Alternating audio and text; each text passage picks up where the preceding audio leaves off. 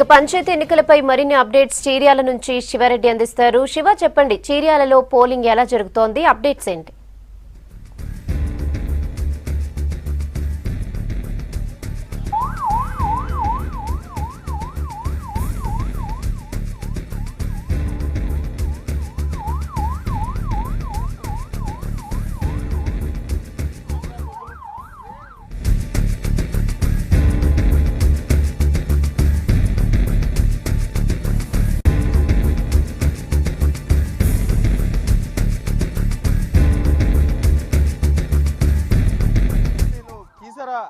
మండల్ చీర్యాల అనే విలేజ్ లో ఉన్నా మనం చూస్తున్నాము. చాలా మంది ఈ విలేజ్ కు సంబంధించిన వాళ్ళు చాలా మంది పోలింగ్ సెంటర్ దగ్గర బయట నిలబడి లోపలికి వెళ్లే ఓటర్లకు వాళ్ళ గుర్తును చెప్తున్నారు. బహుశా బ్యాలెట్ పేపర్ మీద అసెంబ్లీ ఎన్నికల్లో అయితే ఫోటో ఉంది, ఖచ్చితంగా ఫోటోను చూసి ఓటేయచ్చు. కానీ సర్పంచ్ ఎన్నికలకు వచ్చేసరికి కేవలం గుర్తు మాత్రమే ఇంపార్టెంట్. బయట అభ్యర్థులు గుర్తుంటారు, కానీ అభ్యర్థికి ఏ గుర్తు వచ్చింది అనేది మాత్రం లోపలికి వెళ్ళిన తర్వాత కన్ఫ్యూజ్ అయ్యే అవకాశం ఉంటుంది. కాబట్టి బయట ఉండి మళ్ళీ ఒకసారి ఓటర్లకు రిమైండ్ చేస్తున్నారు, మీరు ఖచ్చితంగా ఫలానా గుర్తుకు ఓటేయాలి, ఫలానా అభ్యర్థి గుర్తు అని మళ్ళీ బయట ఉండి అందరూ అభ్యర్థులకు సంబంధించిన వాళ్ళు ఇక్కడ ఉండి పోలింగ్ సెంటర్ బయట ఉండి వాళ్ళందరినీ కూడా మళ్ళీ ఒకసారి రిమైండ్ చేసి లోన్ పంపిస్తున్నారు. ఈయన క్యాండిడేట్ అని చెప్తున్నారు. మీరు క్యాండిడేట్, మీ పేరు? ధర్మేందర్, తుంగ ధర్మేందర్, క్యాండిడేట్ని, ఇండిపెండెంట్ అభ్యర్థిని నేను. మీ గుర్తేంది?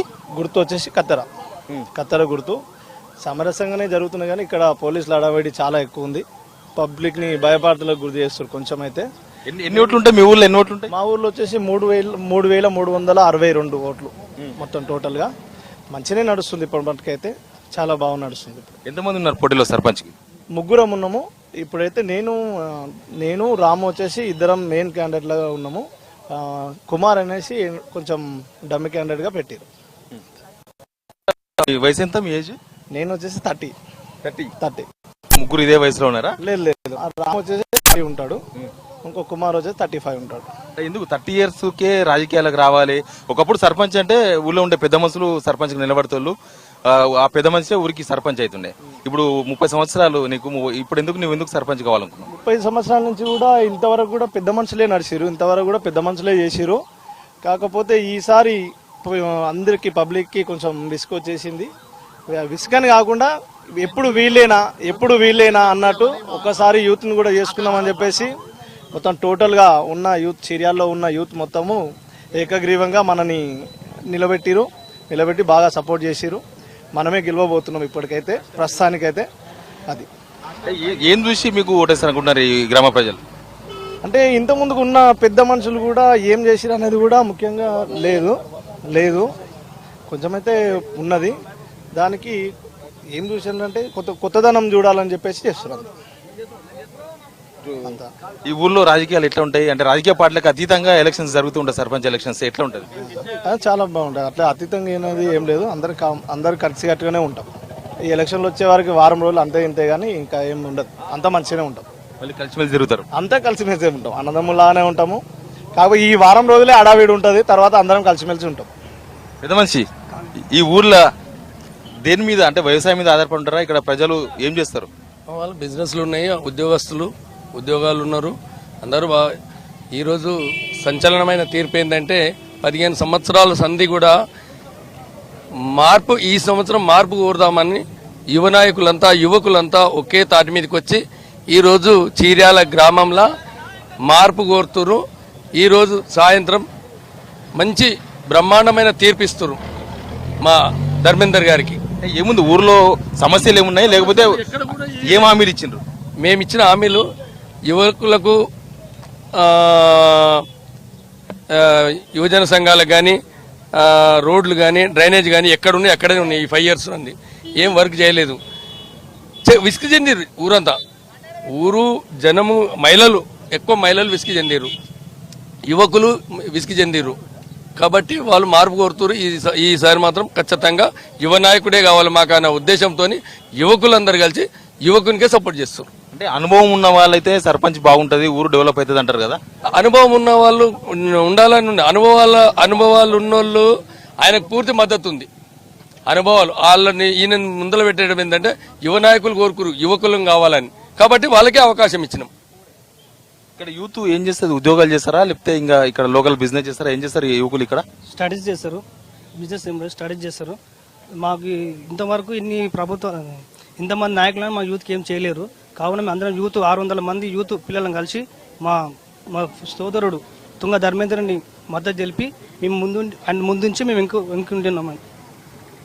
ఇక్కడ నుంచి ఈసీఎల్ ఎంత దూరం అవుతుంది మీకు? దగ్గర 10 కిలోమీటర్స్ ఉంటుంది, 7 కిలోమీటర్స్ ఉంటుంది, 10 కిలోమీటర్స్ ఉంటుంది, 10 కిలోమీటర్స్ ఉంటుంది ఎగ్జాక్ట్లీ. అంటే ఇక్కడ జనం ఉద్యోగాల కోసం ఈసీఎల్ అటు వెళ్తుంటారా? ఇంకోటి మాకు బస్సులు కూడా లేవండి. రాత్రిపూట ఆడవాళ్ళు అక్కడ చౌరస్తాలు దిగి నడుచుకుంటూ వస్తారు.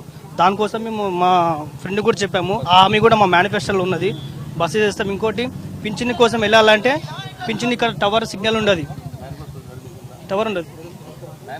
ఇది ఈ గ్రామ యువత అభిప్రాయం. ఆల్మోస్ట్ అన్ని ఏ గ్రామం వెళ్ళినా కూడా యువకులు ఎక్కువగా పార్టిసిపేట్ చేస్తున్నారు. కొత్తగా ఓటాకు వినియోగించుకుంటున్న వాళ్ళు అసెంబ్లీలో ఓటాకు ఓటు ఎగిరిపోయి మళ్ళీ ఇప్పుడు ఓటును పునరుద్ధరించుకున్న వాళ్ళు చాలా మంది ఇప్పుడు సర్పంచ్ ఎన్నికల్లో ఓటాకును వినియోగించుకుంటున్నారు. ఆల్మోస్ట్ 1 గంటకే పోలింగ్ పూర్తవుతుంది. వార్డు మెంబర్లు, సర్పంచ్ అభ్యర్థులు కూడా పోలింగ్ కేంద్రాల దగ్గర ఉండి వాళ్ళ గుర్తుకు ఓటేయాలని ఓటర్లను అభ్యర్థిస్తున్నారు. వాళ్ళ గుర్తుకు సంబంధించిన పాంప్లెట్లను పంచుతున్నారు. తర్వాత వాళ్ళను ఎవరైనా ఇంటి దగ్గర ముసలి వాళ్ళు ఉంటే వాళ్ళందరినీ అభ్యర్థులే సొంతంగా కారులో కానీ ఆటోలో కానీ తీసుకొచ్చి ఓటుకు వినియోగించుకుంటున్నారు.